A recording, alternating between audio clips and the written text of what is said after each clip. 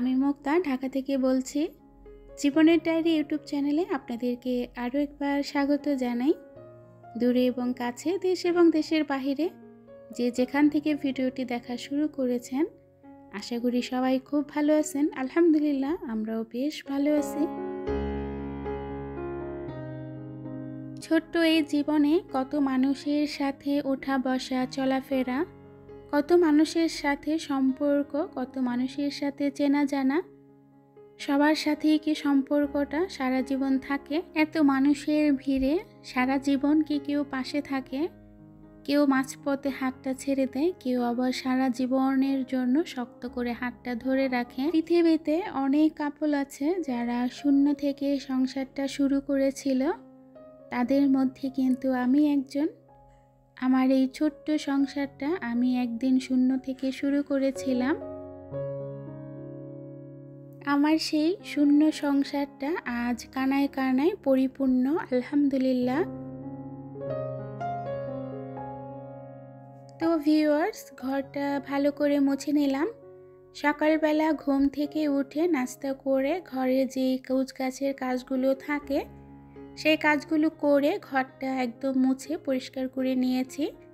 মোস্তাকিমের বাবা গতকাল রাতে কিছু মাছ আর একটা মুরগি এনেছিল, তো এগুলো ফ্রিজে ছিল। এগুলো এখন যদি না কাটি বরফ হয়ে যাবে, তো বরফে জমে গেলে দেখা যায় কি এগুলো ভিজিয়ে রাখা আবার কাটা একটু ঝামেলাই হয়ে যাবে। তাই সকাল সকাল ঘরের কাজগুলো সেরে ফেললাম।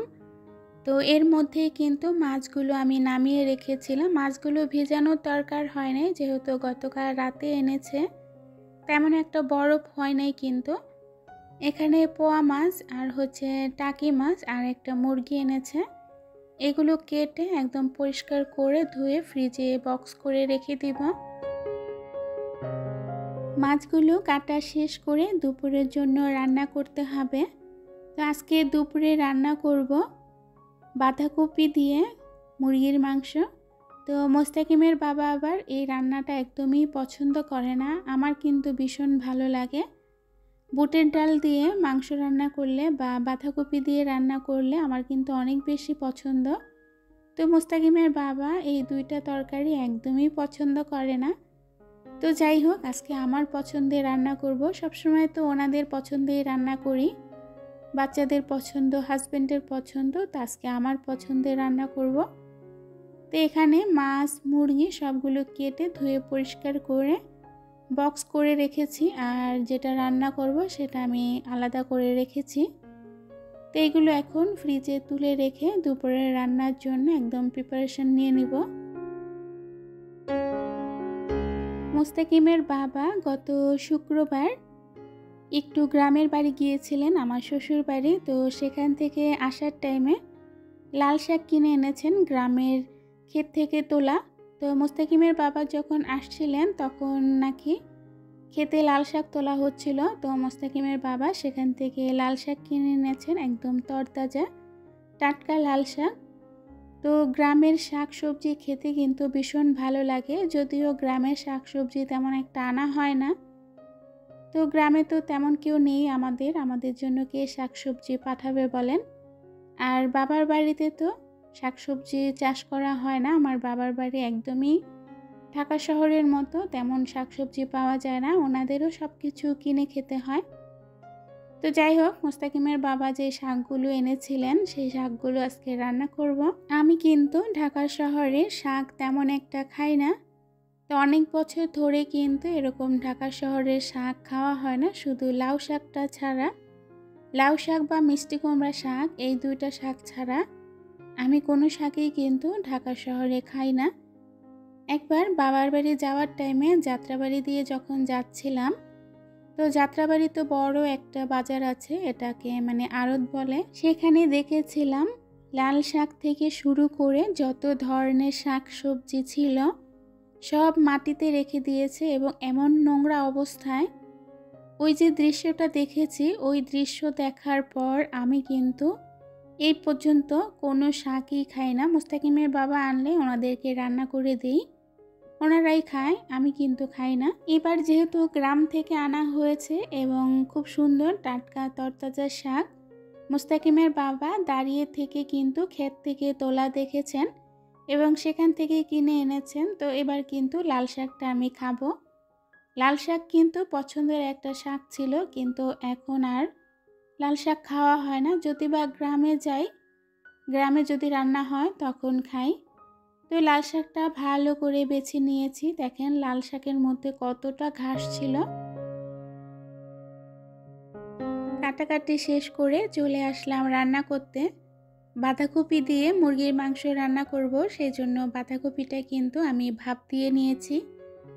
অনেকে বাঁধাকপিটা ভাপ দেন না, তবে আমি বাঁধাকপি ভাজি করি বা রান্না করি, ভাপ দিয়েই কিন্তু রান্নাটা করি।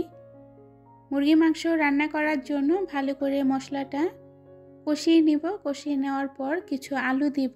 পেঁয়াজটা ভালো করে ভেজে নিয়েছি, তারপরে আদা রসুন বাটা দিয়ে দিলাম। তো আমি কিন্তু পেঁয়াজটা ভাজার টাইমে গরম মশলা, তারপরে হচ্ছে তেজপাতা, এগুলো দিয়ে পেঁয়াজের সাথে ভালো করে ভেজে নিয়েছি। আদা বাটা রসুন বাটা দিয়ে অনেকক্ষণ ভাজার পর পরিমাণ মতো হলুদ, মরিচ এবং লবণ, ধনিয়া গুঁড়া সব কিছু দিয়ে এখন মশলাটা কষিয়ে নিব। মশলাটা কিছুক্ষণ কষানোর পর কিছু আলু দিয়ে দিব। আসলে যে কোনো তরকারি রান্না করি না কেন, মাছ বা মাংস, মশলাটা কিন্তু খুব ভালো করে কষাতে হয়। মশলাটা যত ভালো কষানো হবে তরকারির স্বাদটা কিন্তু তত বেশি দ্বিগুণ হবে।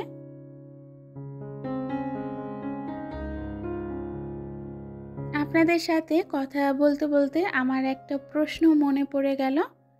আসলে প্রশ্নটা আমি আপনাদের উদ্দেশ্যে রাখতে চাই। অনেকের ভিডিওতে দেখি টাইটেল এবং থাম্বনেলে দেওয়া আছে যে মায়ের সাথে আমার শ্বশুরকে বিয়ে দিলাম, মা যখন আমার শাশুড়ি। আচ্ছা, এই কথাটার মানেটা কি? আমি না এই কথাটা নিয়ে অনেক বেশি চিন্তা ভাবনা করেছি যে এই যে কথাটা, শ্বশুরের সাথে নিজের মায়ের যে বিয়ের সম্পর্কটা বা এই সম্পর্ক নিয়ে যে একটা কথা, এই কথাগুলো মানুষ কিভাবে ভিডিওতে এসে বলে। নিজের মাকে ছোট করা, সেই সাথে নিজেকেও কিন্তু ছোট করা। সামান্য ভিউ পাওয়ার জন্য মানুষ মাঝে মধ্যে এত নিচে নেমে যায়, এগুলো দেখলে সত্যিই খুব খারাপ লাগে।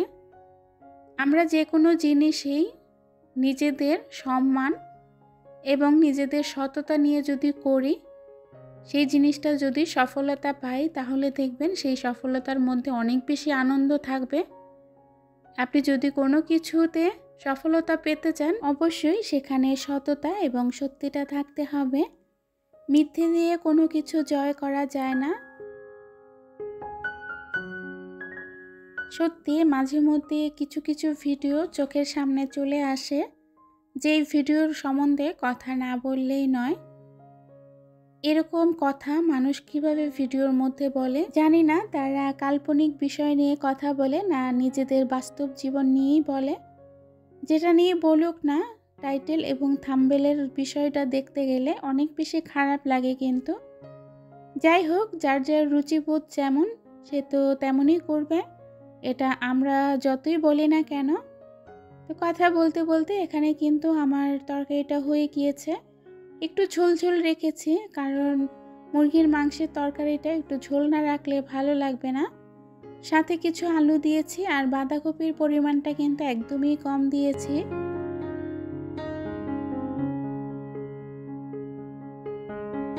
মুরগির মাংসটা হয়ে গিয়েছে, ওটা নামিয়ে নিয়ে এখন লাল শাকটা বসিয়ে দিলাম। তো লাল শাকটা হয়ে গেলে দুপুরের রান্না বাড়াটা হয়ে যাবে। তো আগামীকাল চিন্তাভাবনা আছে বাবার বাড়ি যাব। তো আল্লাহ পাক যদি আমাদেরকে বাঁচিয়ে রাখেন, সবাই আমাদের জন্য দোয়া করবেন যাতে ঠিকঠাক মতো বাবার বাড়ি যেতে পারি। গ্রামের বাড়ি যাওয়ার পর অবশ্যই গ্রামের ভিডিও আপনাদের সাথে শেয়ার করব। ঈদের ছুটি পেলে যেমন আনন্দ হয় গ্রামের বাড়ি যাওয়ার জন্য, ঠিক তেমন ডিসেম্বর মাসেও কিন্তু বাচ্চাদের পরীক্ষা থাকে না, স্কুল থাকে না, একটা প্যারা থাকে না, অনেক বেশি ভালো লাগে। কিন্তু যাই হোক, এখানে কিন্তু লাল শাকটার মধ্যে কিছু কাঁচামরিচ আর কিছু পেঁয়াজ দিয়ে দিলাম। লাল শাক ভাজিটা হয়ে গিয়েছে, একটা বাটিতে বেড়ে নিলাম। তো গতকাল রাতে মিষ্টি কুমড়া ভাজি করেছিলাম, সেই সাথে কিছু তরকারি ছিল। এগুলো ফ্রিজ থেকে নামিয়ে এখন গরম করে নিব দুপুরে খাওয়ার জন্য। তো ভিউয়ার্স, আজকের ভিডিওটা এখান থেকে শেষ করছি। সবাই ভালো থাকবেন, সুস্থ থাকবেন। আল্লাহ হাফেজ। আসসালামু আলাইকুম।